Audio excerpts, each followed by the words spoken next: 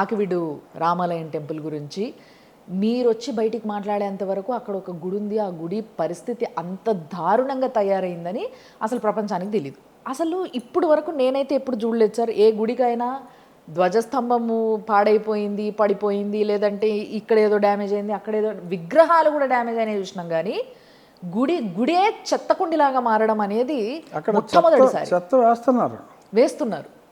So ఇది మీరు ఎప్పుడు గమనించారు? అసలు మీ దృష్టికి ఎప్పుడు వచ్చింది? నా దృష్టికి గత నెల అంటే మార్చ్ 7వ తారీఖు 6తో మా అసెంబ్లీ సమావేశాలు ముగిశాయి. 7 నేను బయలుదేరి కాన్స్టిట్యున్సీకి వెళ్ళాలి విజయవాడ నుంచి. 7 ఉదయం కాఫీ తాగుతూ న్యూస్ పేపర్ కటింగ్స్ నాకు మార్నింగ్ 6:30 కల్లా మా staff constituency related items state పేపర్లో కూడా నాకు సంబంధించి ఏదన్నా వార్తలు వస్తే కట్ చేసి పంపిస్తారు. అందులో కొంచెం పెద్ద ఐటమ్ సాక్షిలో వచ్చింది. ఓకే, రామయ్య నీకు దిక్కెవరు అని టైటిల్, కన్సిడరబుల్ సైజ్ ఆర్టికల్.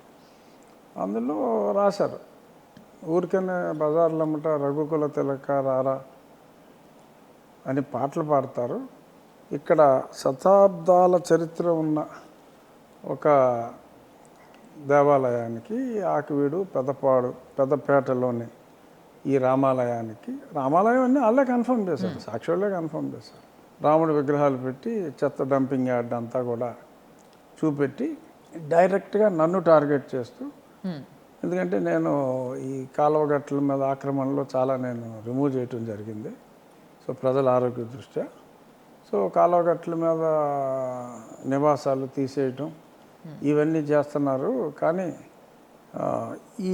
ఇటువంటి రామాలయాన్ని పట్టించుకునే నాదులు లేడు అని ప్రజలు మాట్లాడుకుంటున్నారు అని కొంచెం పెద్ద ఆర్టికల్ రాస్తే నేను అది చూసి బాధపడి స్వతహాగా నేను కొంచెం మామూలుగా దేవాలయాలకు ఎక్కువ వెళ్ళేవాడిని. అందులోనూ బహుశా నాకు ఆ పేరు పెట్టినందువల్ల కొంత నేమ్ ఎఫినిటీ కూడా చిన్నప్పటి నుంచి తెలియకుండా ఉండుండొచ్చు.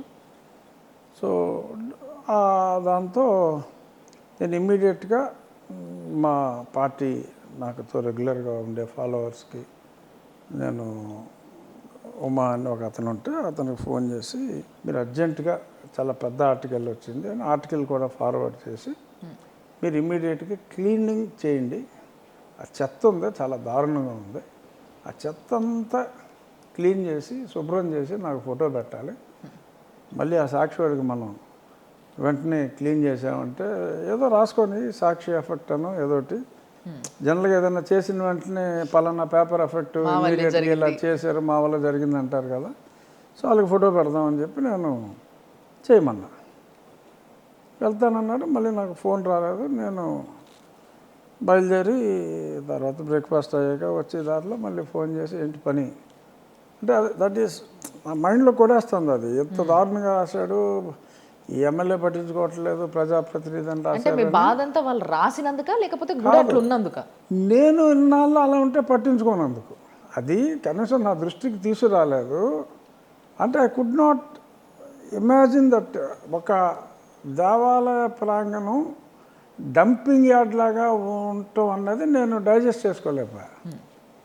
సో అందుకని నేను మళ్ళీ ఇమ్మీడియట్గా వాళ్ళకి పెట్టాలి, ఇది మేము అటెండ్ అయ్యాము అని చెప్పి ఒక మంచి మెసేజ్ కూడా వెళ్ళినట్టు ఉంటుందని మళ్ళీ అడిగితే లేదండి అక్కడికి వెంటనే నేను మనుషులను పంపించాను, కొట్టడానికి వచ్చారు, ఇమ్మీడియట్గా నువ్వు చెత్త క్లీన్ చేస్తామంటే కొట్టడానికి వచ్చారు, అస్సలు ఇందులో కాలు పెట్టడానికి వీల్లేదు అని బలవంతంగా దేవర్ థ్రోన్ అవుట్.